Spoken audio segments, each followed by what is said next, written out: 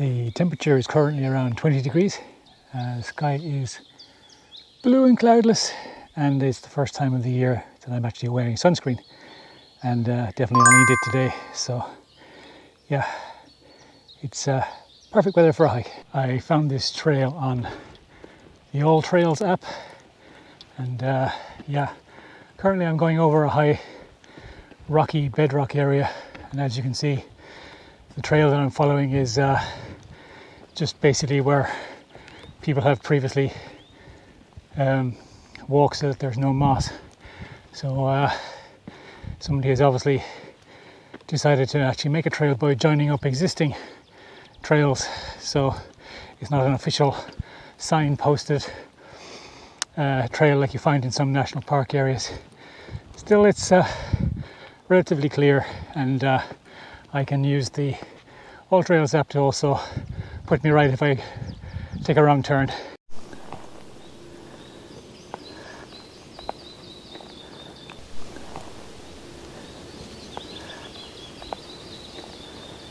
So here we are on the shores of a lake in the middle of the area. It's called Kopparnäs-Störsvik. Kvarn is a mill, could be a water mill or a windmill, and träsk is a general word for a lake.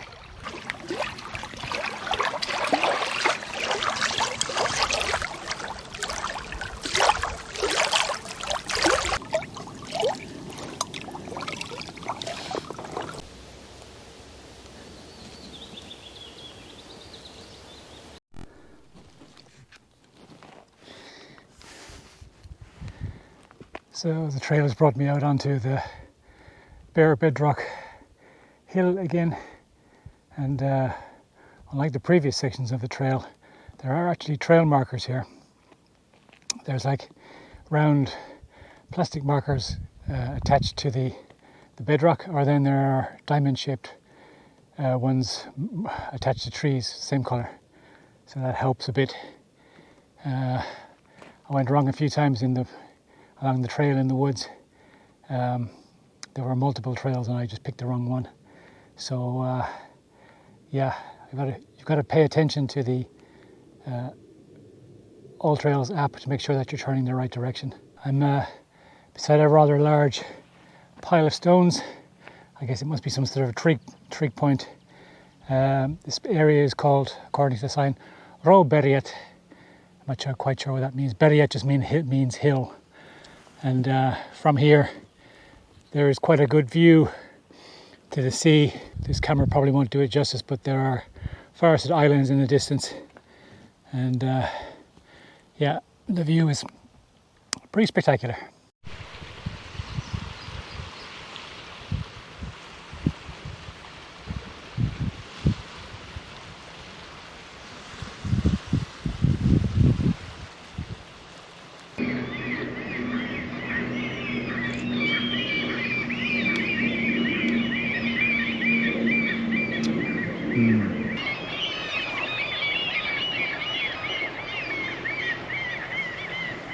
Okay, I've had my food, and now I'm dressed for bed.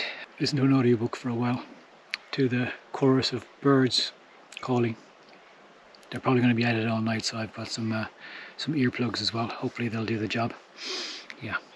Okay, so I'll see you in the morning. Good night. Well, good morning, folks. So I slept pretty good last night. It's now 10 o'clock. I actually woke up fairly early, and then I decided I'd go and sleep again. Okay, all packed up and ready to go. I'll just do a little turn here so you can see where I had my hammock set up. I have this nice rock wall behind me, and yeah, it's a perfect spot. So I'm currently on the coastal route. As you can see, there's a nice sandy, clear path to walk along, compared to yesterday going up and down through the woods and along the top of the rocky hills. This is very easy going. I have about a third of a bottle of water left, and it's got some electrolytes in. But today it isn't so hot, so hopefully I won't sweat as much, and with a bit of luck I'll find somewhere along the route to get some more water and maybe even use the water filter. This part of the trail is dominated by broadleaf trees, mostly birch and alder, I think. There are some spruce as well, but overall it's very lush and really beautiful.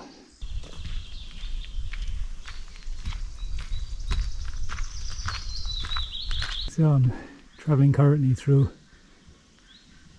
a birch dominated forest, and in English it's known as a koivikko.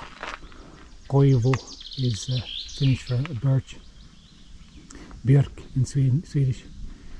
In spring, when the sap starts to rise in the trees, some Finns will tap a hole in the bark and collect the juice that comes out. It's called mahla, and they say it's very good for you, especially for kids. It makes them grow big and tall.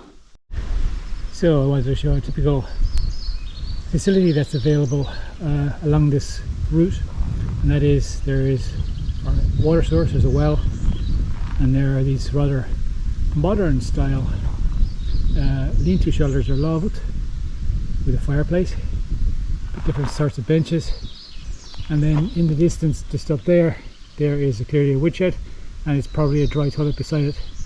So yeah, these lean-to shelters are log built, but rather nice that they're done in this modern style, and they're spaced out so that there is one every 3 or 4 kilometers, and it's possible to drive relatively close to a kilometer or less, and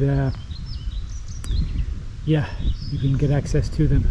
I passed let's see, this is the 4th one I've seen so far on the route, and yeah, there is also an effort by the city councils to make these what they call in Finnish esteetön, so literally obstacle free. So in other words, people with wheelchairs could also drive to a closer parking spot, and then they could actually use their wheelchair to get here as well, and they can enjoy nature, which is yeah, a very fine approach, I think.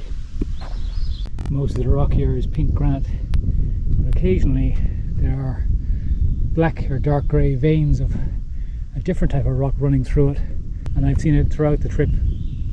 I think it might be diabasi, which is prized in Finland for making stone that goes in your saunas, because it can be heated to high temperatures, sprinkled with water, and it won't chip into small pieces.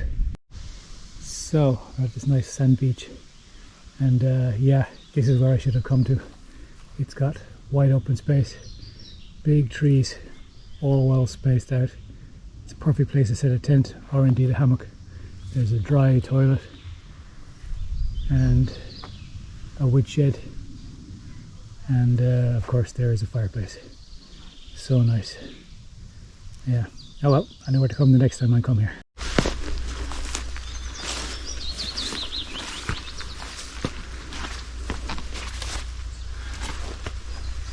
Historically, this area was a large estate, and post World War II, the reparations that Finland had to make to the Soviet Union included them leasing a large area here on the coast. Unfortunately, when the Soviet troops arrived, they burned most of the buildings that had existed before here. I think they were here until 1956. So here we have a Bronze Age tomb that was built, I think as old as 3,500 years ago. And if you go a bit closer, you can see that basically it's a pile of stones with a central pit or cyst which would have been covered over. I'm not sure of the history of this particular one, whether there was anything found in it, bones or artifact, but if we look out towards the sea, and if you imagine that these trees weren't there, it would command quite a presence on top of the hill, and could be seen from probably quite a ways away. Previously at the grave there were trees in the way, and you couldn't really see just how high this hill is above the water, or the view it commands. So I've come down a little bit from the hill, and yeah, it goes down quite steep here like a cliff. So if I turn the camera around, you can kind of see what kind of view the grave may have had back in the days before there was thick forest.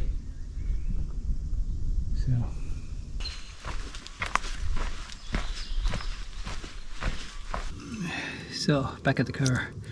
Whew, that last few 2 or 3 kilometers was a bit of a slog.